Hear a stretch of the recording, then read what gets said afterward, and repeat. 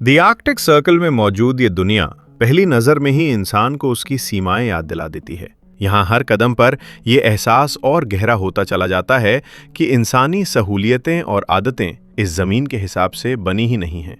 ये इलाका ठंडा इसलिए नहीं है क्योंकि तापमान कम है, बल्कि इसलिए क्योंकि यहाँ का पूरा अस्तित्व ही ठंड पर टिका हुआ है। साइबेरिया का यह हिस्सा किसी मौसम के बदलने का इंतजार नहीं करता।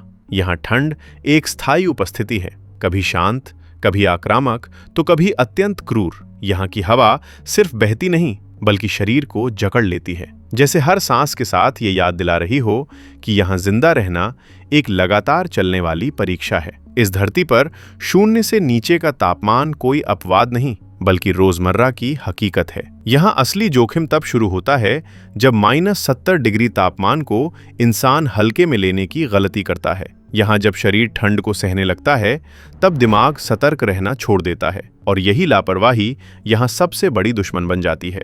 इस सच्चाई को खानाबदोश समुदाय पीढ़ियों से जानते हैं। उनके लिए जीवन किसी जगह पर टिके रहने का नाम नहीं बल्कि हालात के साथ आगे बढ़ते रहने की मजबूरी है। यहाँ घर दीवारों से बना कोई ठिकाना नहीं बल्कि एक चलता हुआ विचार है। आज यहाँ और हालात बदले तो कल कहीं और। यहाँ नेनेट्स खानाबदोश लोगों के तंबू साधारण दिखाई देते हैं, लेकिन असल में वो अनुभव से बने हुए ढांचे होते हैं। शंकु आकार का हर तंबू ठंड के खिलाफ वर्षों की समझ का नतीजा होता है। ये आकार हवा को फिसलने देता है, बर्फ को टिकने नहीं देता और भीतर की थोड़ी सी गर्मी को बाहर भागने से रोकने की कोशिश करता है। हर खाल, हर रस्सी और हर गांठ का एक ही उद्देश्य होता है, एक और रात जिंदा रहना। यहाँ सुंदरता का कोई महत्व नहीं बल्कि उपयोगिता ही सब कुछ है। तंबू के बीच में जलती छोटी सी आग इस जीवन का केंद्र होती है। ये आग सिर्फ खाना पकाने के लिए नहीं जलाई जाती, ये भरोसे की लौ होती है। भरोसा कि शरीर जमकर पत्थर नहीं बनेगा, भरोसा कि पानी पिघलाया जा सकेगा, भरोसा कि अंधेरी रात किसी तरह कट जाएगी। लेकिन ये भरोसा बेहद नाजुक होता है। लकड़ी यहाँ दुर्लभ है और हवा निर्दयी। एक तेज झोंका और आग बुझ सकती है। इसलिए यहाँ आग को जलाए रखना कोई काम नहीं बल्कि एक निरंतर चिंता है जो सोते समय भी पीछा नहीं छोड़ती। रात यहाँ सबसे कठिन परीक्षा बन जाती है। बाहर बर्फीली हवा तंबू को लगातार झकझोरती रहती है, जैसे उसे उखाड़ फेंकना चाहती हो। भीतर लोग एक दूसरे के और करीब सिमट आते हैं। यहाँ नजदीकी किसी भावना या रोमांस का नतीजा नहीं होती, ये ठंड के खिलाफ विकसित हुई एक व्यवहारिक रणनीति है। अत्यधिक ठंड में अकेले सोना शरीर के लिए खतरनाक हो सकता है, इसलिए शरीर की गर्मी साझा की जाती है। कई बार महिलाएं पुरुषों को अपने पास सोने के लिए बुलाती हैं ताकि दो शरीरों की गर्मी मिलकर ठंड को भीतर घुसने से रोक सके। यहाँ संकोच विलासिता है और विलासिता इस धरती पर किसी के पास नहीं होती। इस नजदीकी में कोई शब्दों की जरूरत नहीं होती। सांसों की भाप, दिल की धड़कन और शरीर की गर्माहट, सब कुछ एक साझा संसाधन बन जाता है। यहाँ इंसान सिर्फ अपने लिए नहीं, पूरे समूह के लिए जीता है। बच्चे इसी माहौल में बड़े होते हैं।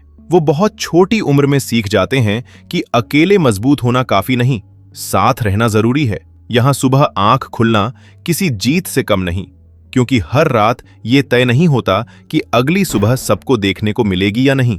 भोजन यहाँ स्वाद या पसंद का विषय नहीं है। महीनों तक जमी रहने वाली जमीन कुछ उगने नहीं देती, हरियाली का नामो निशान नहीं होता। ऐसे में जीवन पूरी तरह मांस पर टिक जाता है। वही मांस जो शरीर को तुरंत ऊर्जा देता है, वसा देता है और भीतर से गर्मी पैदा करता है। कई बार ये मांस पकाया नहीं जाता क्योंकि आग और समय दोनों सीमित हैं। ये किसी जंगलीपन या क्रूरता का प्रतीक नहीं है बल्कि ठंड के खिलाफ विकसित हुई एक सटीक समझ है। यहाँ खाना पेट भरने के लिए नहीं बल्कि चलने के लिए खाया जाता है। पानी भी यहाँ उतना ही कठिन प्रश्न है जितना भोजन। सर्दियों में नदियां पत्थर बन जाती हैं, कुएं नहीं होते। हर दिन बर्फ पिघलाकर पानी बनाया जाता है। बड़े बर्तन में ढेर सारी बर्फ डाली जाती है, आग पर रखी जाती है, तब जाकर थोड़ा सा पानी मिलता है। इसलिए हर बूंद की कीमत होती है। नहाना दुर्लभ हो जाता है क्योंकि गीलापन यहाँ दुश्मन है। गीले कपड़े शरीर की गर्मी छीन लेते हैं और यही गर्मी यहाँ सबसे कीमती संपत्ति होती है। कपड़े धोने की जगह उन्हें बर्फ से पीटा जाता है और हवा में जमाया जाता है। साफ दिखने से ज्यादा जरूरी होता है सूखा रहना। लोग 4 से 6 परतों में कपड़े पहनते हैं। अंदर की परत नमी खींचती है, बीच की परत गर्मी रोकती है और बाहर की परत हवा को रोकती है।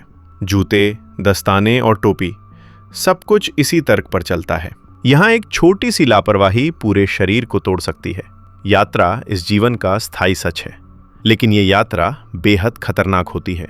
जमी हुई नदियां कभी सुरक्षित रास्ता होती हैं, कभी जानलेवा धोखा। बर्फ हर जगह एक जैसी नहीं होती, कहीं मोटी, कहीं बस एक पतली परत। एक गलत कदम और इंसान सीधे उस पानी में चला जाता है जहां कुछ ही मिनटों में शरीर अपनी सारी गर्मी खो देता है।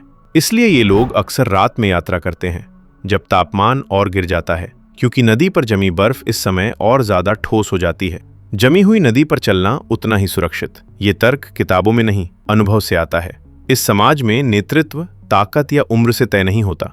नेता वही होता है जिसने सबसे ज्यादा सर्दियां देखी हों, सबसे ज्यादा गलत फैसलों के नतीजे झेले हों और फिर भी जीवित रहा हो। उसके फैसले लिखे नहीं जाते, लेकिन उन पर सवाल भी नहीं उठते, क्योंकि यहाँ एक गलत निर्णय पूरे समूह को खत्म कर सकता है। बाहर से देखने वालों को ये दुनिया खाली लग सकती है, दूर दूर तक बर्फ, हवा और सन्नाटा, लेकिन इस खालीपन के भीतर अनुशासन है, सहयोग है और एक गहरी सच्चाई है। यहाँ इंसान प्रकृति का मालिक नहीं, उसका मेहमान है, और मेहमान को नियम मानने पड़ते हैं। शायद यही बात इस जीवन को हमें देखने में कठिन और स्वीकार करने में असहज बनाती है, क्योंकि यहाँ हर चीज का हिसाब है, गर्मी का, भोजन का, समय का और जीवन का भी। यामाल की टुंड्रा में जीवन सिर्फ ठंड से लड़ने का नाम नहीं है। टुंड्रा वो धरती होती है जहां जमीन साल के ज्यादातर समय बर्फ में जमी रहती है, पेड़ नहीं उगते और इंसान को हर कदम सोच समझकर रखना पड़ता है। यामाल रूस के उत्तर में फैला वही इलाका है जहां ये जमी हुई धरती सदियों से खानाबदोश जीवन की गवाह रही है। ये एक ऐसी जगह है जहां हर अगला दिन पिछले दिन से ज्यादा अनिश्चित होता है। यहाँ समस्या मौसम नहीं है, समस्या है मौसम का भरोसेमंद ना रहना। नेनट जैसे खानाबदोश समुदाय सदियों से जानते थे कि ठंड कैसी होगी, बर्फ कितनी जमेगी और किस महीने कौन सा रास्ता सुरक्षित रहेगा। लेकिन अब ये ज्ञान भी लड़खड़ाने लगा है। पुराने रास्ते धोखा देने लगे हैं, और जो रास्ते कभी मौत माने जाते थे वो कभी कभी अस्थायी राहत बन जाते हैं। ये बदलाव धीरे नहीं आया, ये अचानक नहीं दिखता, लेकिन इसका असर हर कदम पर महसूस होता है। बर्फ अब पहले जैसी नहीं जमती, कई बार वो ऊपर से सख्त और भीतर से खोखली होती है। रेंडियर का झुंड जब ऐसे इलाके से गुजरता है तो सिर्फ जानवर खतरे में नहीं होता, पूरा परिवार दांव पर लग जाता है, क्योंकि अगर झुंड टूट गया, बिखर गया या पानी में फंस गया तो इंसान के पास बचने का कोई दूसरा साधन नहीं होता। खानाबदोश जीवन में गलती सुधारने का मौका नहीं मिलता। शहरों में एक गलती सुधारने के लिए विकल्प होते हैं, यहाँ एक गलती सिर्फ एक ही परिणाम देती है, अंत। इसलिए हर फैसला बहुत चुपचाप लिया जाता है, बिना बहस, बिना जल्दबाजी। बुजुर्ग घंटों हवा की दिशा देखते हैं, बर्फ पर रेंडियर के खुरों की आवाज सुनते हैं, कभी कभी बस खामोशी को सुनते हैं, क्योंकि यहाँ खामोशी भी चेतावनी देती है। इन समुदायों में रिश्ते भी ठंड की तरह व्यावहारिक होते हैं। प्रेम यहाँ भावुक शब्दों में नहीं, शरीर की गर्मी में दिखाई देता है। रात के समय जब तापमान असहनीय हो जाता है, तब एक साथ सोना सामाजिक नियम नहीं बल्कि जीवन की जरूरत बन जाता है। महिलाएं कई बार पुरुषों को अपने पास सुलाने के लिए बुलाती हैं। ये किसी रोमांटिक कल्पना से नहीं, बल्कि ठंड से लड़ने की रणनीति से जुड़ा होता है। दो शरीर एक दूसरे की गर्मी बचाते हैं, सांसें एक दूसरे को जीवित रखती हैं। यहाँ निकटता विलास नहीं, सुरक्षा है। बच्चे इस माहौल में बहुत जल्दी बड़े हो जाते हैं। यहाँ बचपन लंबा नहीं होता। 7 से 8 साल की उम्र में ही उन्हें ये सिखा दिया जाता है कि गिरने के बाद रोना नहीं, उठना जरूरी है, क्योंकि अगर बर्फ पर गिरकर रुके तो शरीर जम सकता है।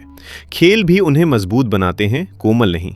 दौड़ना, संतुलन बनाना, ठंड में सांस को काबू में रखना, यही उनके खेल हैं। लेकिन जब वही बच्चे कुछ महीनों के लिए बोर्डिंग स्कूल भेजे जाते हैं तो दो दुनियाएं टकराती हैं। वहां सब कुछ गर्म है, सुरक्षित है, तय है, और जब वो लौटते हैं तो तंबू की ठंड, धुएं की गंध और रात की अनिश्चितता उन्हें डराने लगती है। माता पिता कुछ नहीं कहते, क्योंकि वो जानते हैं कि ये डर कमजोरी नहीं है, ये एक दूसरी दुनिया की आदत है।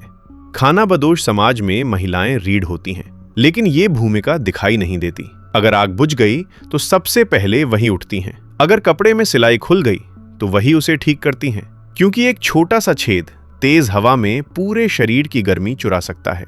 उनके हाथों की हर गांठ, हर सिलाई एक सुरक्षा कवच होती है। निर्णय पुरुष लेते हैं, लेकिन उन निर्णयों को जमीन पर उतारने का बोझ महिलाओं के कंधों पर होता है।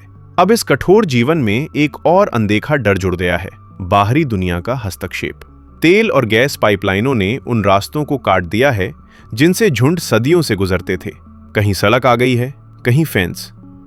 रेंडियर रास्ता नहीं समझते, वो आदत समझते हैं।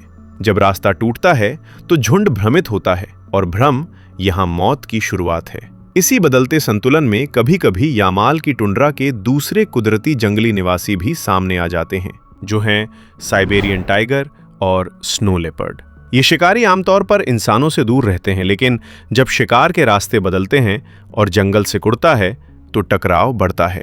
ये मुठभेड़ें बहुत दुर्लभ होती हैं, लेकिन जब होती हैं तो ये याद दिलाती हैं कि इंसान यहाँ सबसे ताकतवर प्राणी नहीं है। टुंड्रा और ताइगा, जिसे बर्फीला जंगल कहा जाता है, दोनों में नियम एक ही है, जो संतुलन तोड़ेगा वही सबसे पहले खतरे में होगा। बीमारी यहाँ धीमी नहीं होती, एक मामूली चोट भी गंभीर बन सकती है।